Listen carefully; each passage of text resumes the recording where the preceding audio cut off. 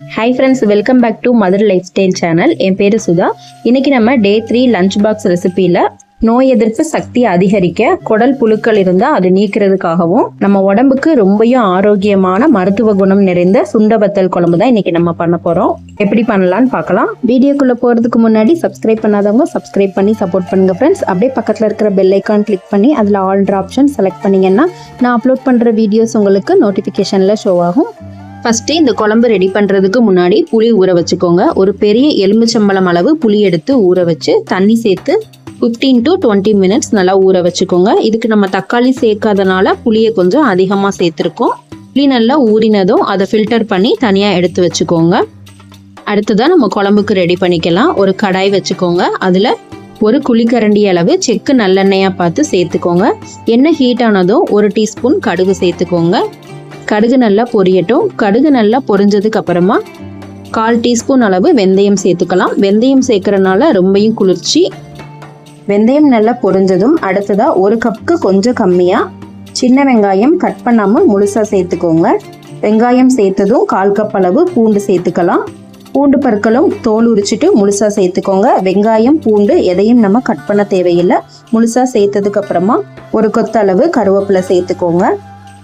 கருவேப்பிலை சேர்த்ததுக்கு அப்புறமா இப்போ ஒரு கரண்டி போட்டு இதை நல்லா எண்ணெயில் வதக்கி விட்டுக்கணும்.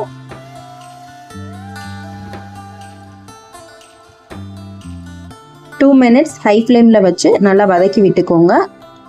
இந்த அளவுக்கு வெங்காயம் பூண்டு வதங்கினதுக்கு அப்புறமா இது கூட எடுத்து வச்சிருந்த சுண்டவத்தல் சேர்த்துக்கலாம். 1 கைப்பிடி அளவு சுண்டவத்தல் சேர்த்துக்கோங்க. சுண்டவத்தல் சேர்த்ததும் பூண்டு வெங்காயம் கூட சுண்டவத்தலை வதக்கி விட்டுக்கோங்க.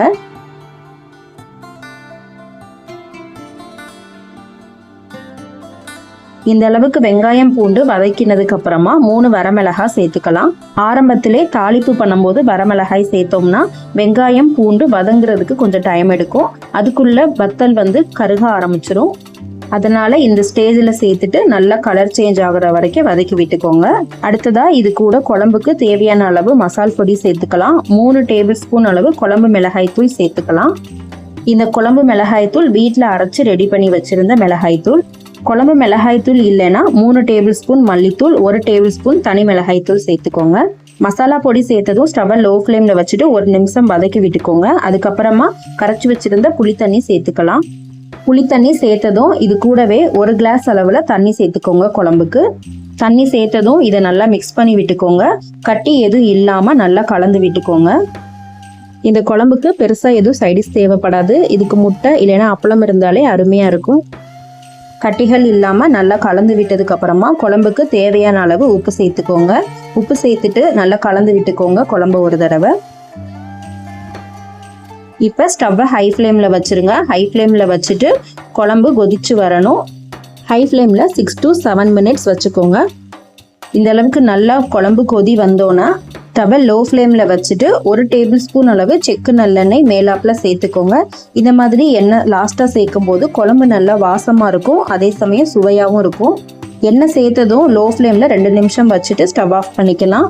இதே மாதிரி ஆரோக்கியமான மருத்துவ குணம் நிறைந்த சுண்டவத்தல் குழம்பு நீங்களும் உங்கள் வீட்டில் ட்ரை பண்ணுங்கள். வீடியோ பிடிச்சிருந்தா லைக் பண்ணிவிட்டு ஷேர் பண்ணுங்கள். சப்ஸ்கிரைப் பண்ணாதவங்க சப்ஸ்கிரைப் பண்ணுங்கள். தேங்க்யூ.